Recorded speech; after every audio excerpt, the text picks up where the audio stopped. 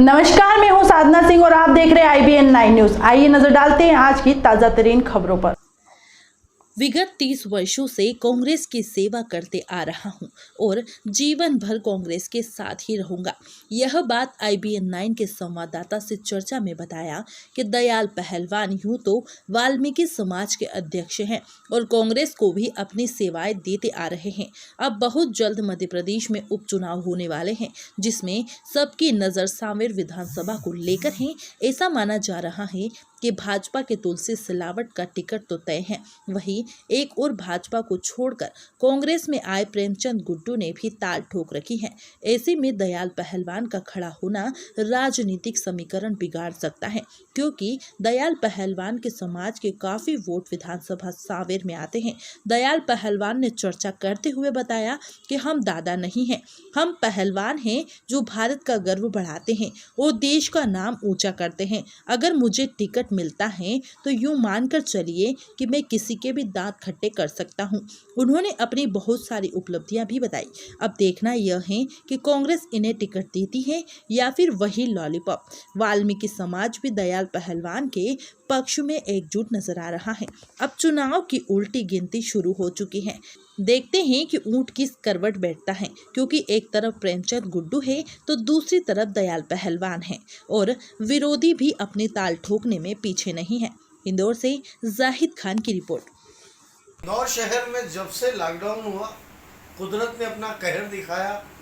महीनों शहर की जनता घरों में कैद रही, लेकिन जिस वक्त लॉकडाउन खुला उसके बाद से पूरे मध्य प्रदेश में चुनावी बिगुल बच चुका है, जिसको उपचुनाव कहा जाता है। लेकिन एक सीट ऐसी जहां सिर्फ पहलवान ही लड़ते हैं, कहीं तुलसी सिलावट पहलवान, तो कहीं राजेश सोनकर, तो कहीं ऐसा परिवार जहां राजनीति से लेकर पहलवानी के बीच में रहा है।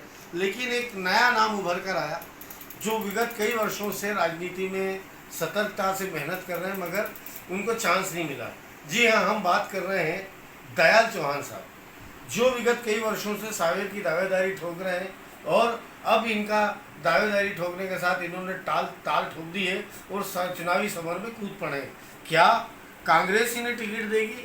क्या कांग्रेस इन्हें मौका देगी? अगर इनको टिकट मिलता है तो सांवेर विधानसभा में ऐसे क्या कार्य है जो अभी तक नहीं हुए?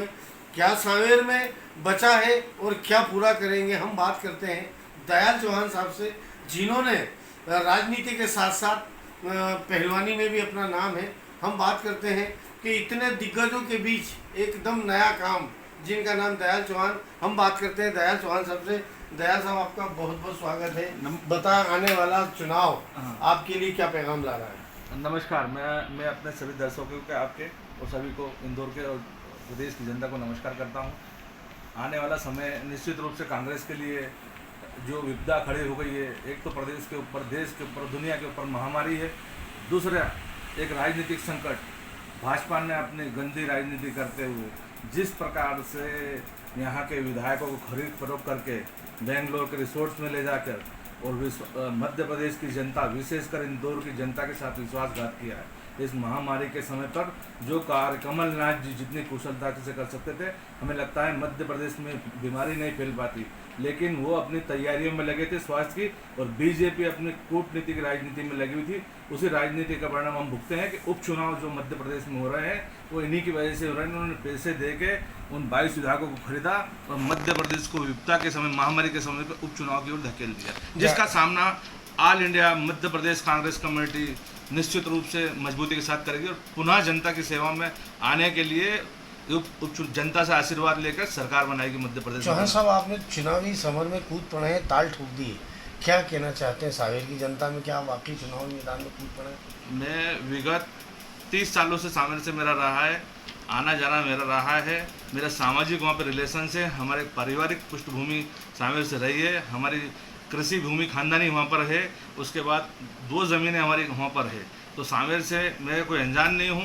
मैं अपने हाई सेकेंडरी स्कूल कॉलेज काल से ही हम लोगों को चुनाव में NOCI और यूथ कांग्रेस के अंदर हम लोगों ने सांवेर में जाके काम किया है, और इसका प्रमाण है कि वहाँ पर किसी प्रकार के बीजेपी ने दंगे और झगड़े करवाए थे, उसके अंदर हमारे पर झूठे प्रकरण दर्ज कराए थे 20-20, 25-25, 30-30 साल पहले।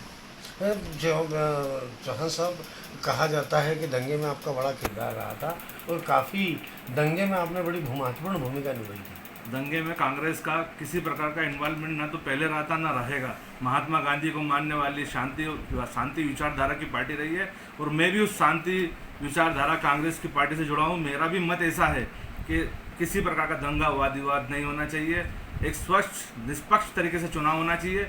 रही दंगे की बात, जो झगड़ा हुआ था वो बीजेपी के कुछ गुंडों ने हम पर हमले किए थे, जिसका हमने प्रतिकार किया था। उसका प्रकरण हम पे दर्ज हुआ था, जो कि कोर्ट ने हमको ससम्मान बाइज्जत बरी किया। इंदौर की राजनीति में और इंदौर में आपका नाम भी दादा पहलवान में। दादा कहना गलत होगा। पहलवान एक सम्मान कर रहा है। जब से इंदौर की स्थापना हुई, होलकर रियासत के अंदर पहलवानों को वजीर दिया जाता था, उनको उपकृत किया जाता था और राजमहल के अंदर उनको स्थान दिया जाता, रखा जाता था। तो पहलवानों का सम्मान रहा है। दादा और पहलवानों में अंतर है। मैं पहलवान रहा हूँ, मैं स्कूल लाइफ में भी नेशनल चैंपियनशिप खेला हूँ, कॉलेज में मेरी कुश्ती में भी नेशनल चैंपियन खेली है। तो मैं पहलवान अपने आप को स्पोर्ट्समैन मानता हूँ। तुलसी विहार से आपका सामना है और वो भी एक चतुर और चालाक खिलाड़ी हैं, खासकर अभी उनकी सरकार है। ऐसी हालत में आप कैसे लड़ पाओगे? मैं तुलसी सिलावट के ही आंगन में खेल के राजनीति से बड़ा हुआ हूँ। उनके चुनाव में भी मैं कई रहा हूँ, उनके साथ रहा हूँ और सामने से मेरा नाता रहा है। लेकिन अभी जिस प्रकार से उन्होंने पार्टी का निर्णय के खिलाफ जाकर जिस प्रकार सरकार गिराई है, ये घोर निंदनीय है। मैं उनकी घोर निंदा करता हूँ इस कृत्य को लेकर। नई चीज़ देखने वाली है, ज्योतिराज सिंधिया ने ट्वीट से अपना नाम हटा दिया है, बीजेपी का जो सिंबल था वो हटा दिया। क्या लगता है? निश्चित रूप से मुझे तो ये एहसास है और हम सबको ये एहसास है कि भाजपा के अंदर वो मान सम्मान सिंधिया जी को नहीं मिल सकता। जिस प्रकार कांग्रेस ने उनको हाथों हाथ लिया था, फूल के माफिक उनको सजा के रखा था 2002 के अंदर। कांटे किसने चुभा दिए? कांटे हमने चुभाए नहीं है। राजनीतिक, मैं तो ये कहूँगा कि राजनीतिक अनुभव की कमी थी। माधवराव सिंधिया ने अपनी ताकत से शीशा था। इनको निकाला जा रहा, जब इनको निकाला नहीं जा रहा था, ये खुद अपनी मर्जी से गए हैं। आपने क्यों नहीं रोका?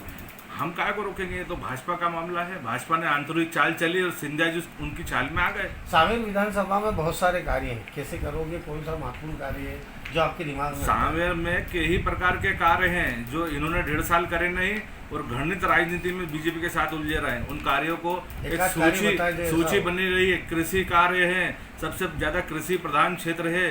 रोडों की समस्याएं हैं, अभी पानियों के लिए सिंचाई की समस्या है, खाद बीज की समस्या है, बहुत सारी समस्याएं।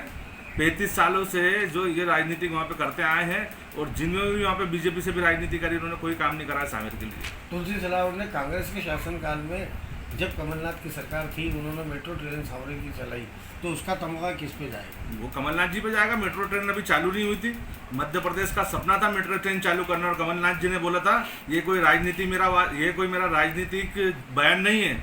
मैं चाहता हूँ 2023 के जो विधानसभा 5 साल का मुझे बहुमत मिला है, 2023 का ये मेट्रो के ओपनिंग पे उन्होंने बोला था कि 2023 के पहले मेट्रो चला दूंगा। ये मेरा शिवराज सिंह की तरह हर बार चुनाव के अंदर मेट्रो चलेगी और वादा नहीं रहेगा।